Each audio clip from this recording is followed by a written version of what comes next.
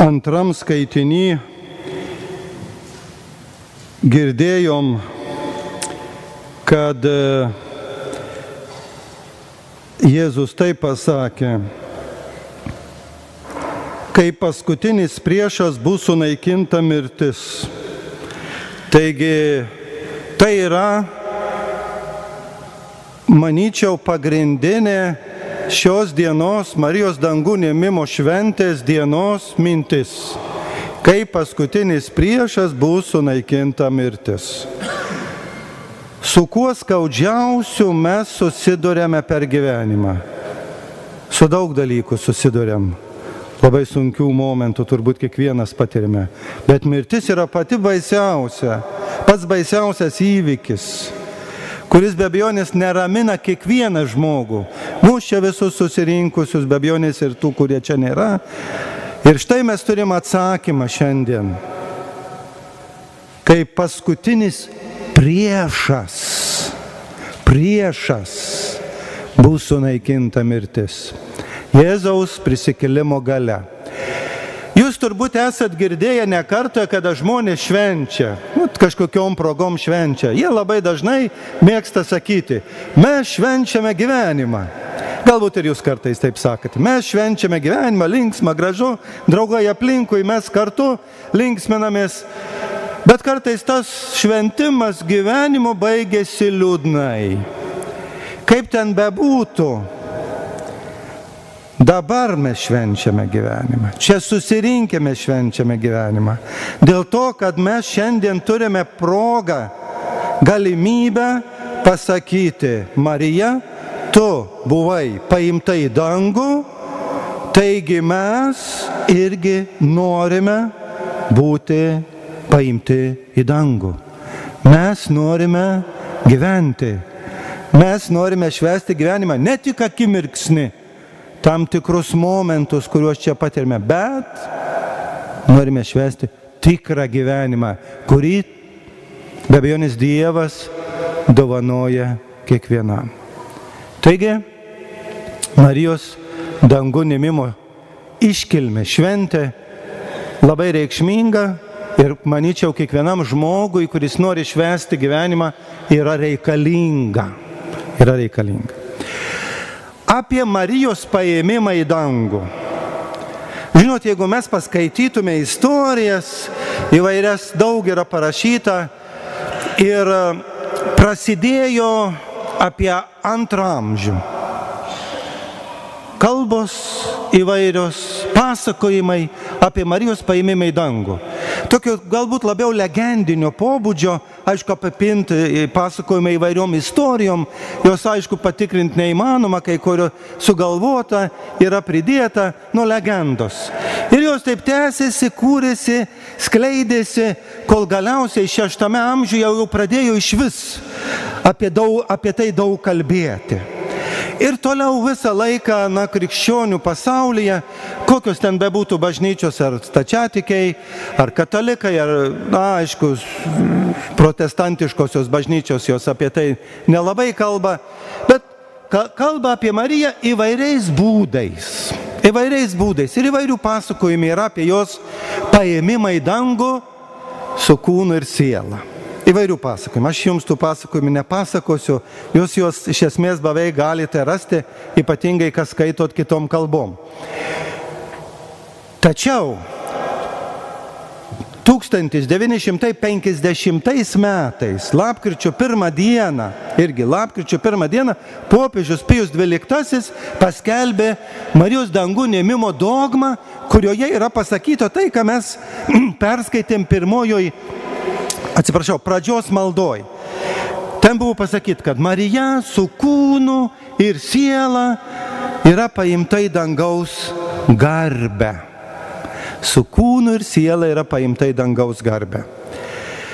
Žinot, kada žmogus išgirsta tokį teiginį, ir ypatingai dabar, kada jūs kam nors pasakytumėt savo artimiesiems, ar šiaip diskutuodami, jūs paabėjotų. Kaip čia su kūnu? Tai kaip čia su kūnu? Kaip čia su kūnu gali būti į dangų paimta? Tai kūnas sugenda, kūnas palieka šitoj žemėje. Tai mes tada, žinot, atsiduriam ties tam tikrą problemą, kaip reikėtų paaiškinti, kaip reikėtų čia suprasti su kūnu ir siela. Pirmas atsakymas.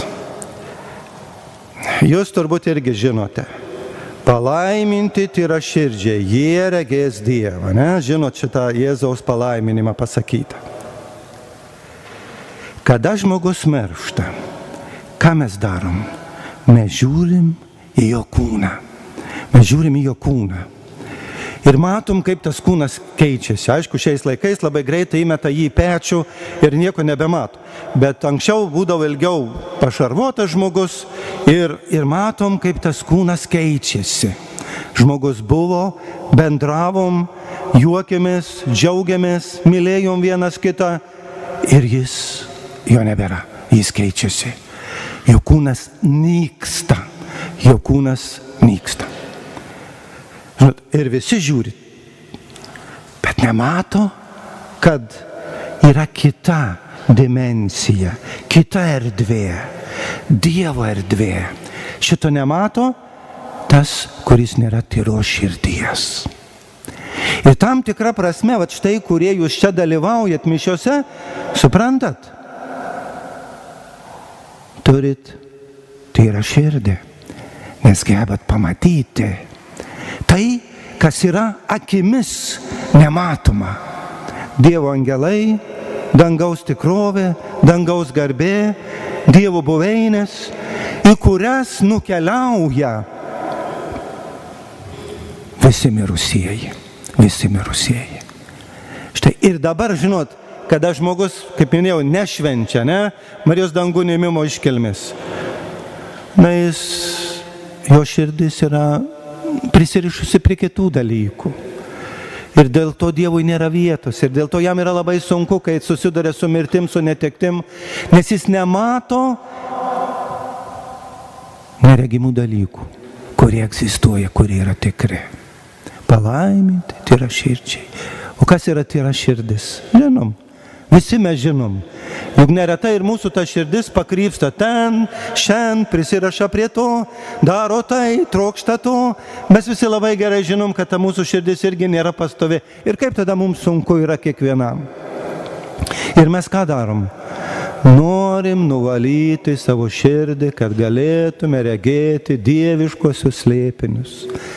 Ir tas širdies nuvalymas, atnaujinimas, jis nuolat vyksta, kada kiekvieną sekmadienį mes susitinkam bendruomeniškai kartu prie viešpaties stalo, prieinam išpažinties, prieinam komunijos, atsigaunam. Ir tada galim suprasti, suprantat, galim suprasti, kas yra dangun žengimas, kas yra prisikėlimas.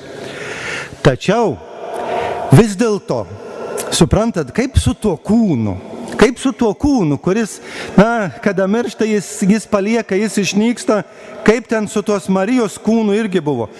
Aibė yra iš tiesų diskusijų, aibė teologinių svarstymų. Bet aš jums noriu paskaityti Švento rašto labai tikslę mintį, kurią Šventasis Paulius pasako kiekvienam tikinčiam. Kiekvienam tikinčiam, kad tu žinotum, kaip yra su mirusiųjų prisikėlimu. Laiške Korintiečiams 15 skyrius. Jūs galit bet kada atsiversti ir paskaityti patys be abejonės, bet ten yra taip pasakyta. Toks yra mirusiųjų prisikėlimas. Sėjamas gendantis kūnas, keliasi negendantis. Sėjamas prastas, keliasi garbingas. Sėjamas silpnas, keliasi galingas, sėjamas juslinis kūnas, keliasi dvasinis kūnas. Jeigu esama juslinio kūno, kurį turim kiekvienas, ne? Tai esama ir dvasinio. Visa teologija čia sudėta yra. Taigi mes turim dvasinį kūną, kuris, kada žmogus miršta, keliauja visas žmogus su savo dvasiniu kūnu į dangaus karalystę. Pirmasis buvo, kaip girdėjom, Jėzus, bet jis Dievas. Savaime suprantama, jis Dievas. Po to buvo Marija, kaip girdėjom, jau čia mums daug ką pasako. Ji moteris, žmogus. Ir po to visi kiti. Gendantis sugenda, silpnas išnyksta, stiprus, negendantis ir dvasinis kūnas keliauja į dangaus garbę. Taigi kiekvienam žmogui tikinčiam ta galimybė atsiveria. Suprantat, ką reiškia švęsti gyvenimą?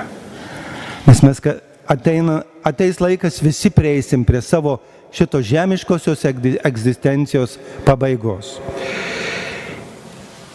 Žmogus visada taip galvoju. Ir labai dar tokia įdomi yra 16 psalmėj gražiai eilutė. Kad Dievas rūpinasi savo mylimuoju, savo žmogumi. Jūs pagalvokit, kada jūs mylit vieni kitus, ar jūs paliksit savo žmogų pražūčiai? Nepaliksit. Jūs norėsit, kad jūsų žmogus, kurį mylit, kuris yra kartu, būtų kartu. Taigi šitą 16 psalmę taip sako: juk nepaliksi manęs šeolui, neleisi savo teisiajam matyti kapo. Tu parodysi man taką, kuris veda į gyvenimą. Tavo artume džiaugsmo pilnatvė, tavo dešinėje amžina linksmybė. Taigi šitas neleisi savo teisiajam, išverstai lietuvių kalboje, bet biblistai sako, kad ten yra pasakyta, neleisi savo mylimajam įžengti kapo, neleisi jam įžengti į duobę. Nes dvasinis kūnas, kaip sako šventasis Paulius, jis nėra užkasamas, įžengia į dangų. Taigi tokia yra šiandieninis šventės prasmė. Ir palaiminti jūs, kurie dalyvaujat šitoj šventėj, prisikėlimo džiaugsmą ir troškimą būti paimtiems į dangų, parneškite ir į savo namus, savo artimiesiems, kad ir jie iš jūsų tyros širdies tą tikrovę galėtų pajausti, suvokti ir galbūt tai pasirinkti. Amen.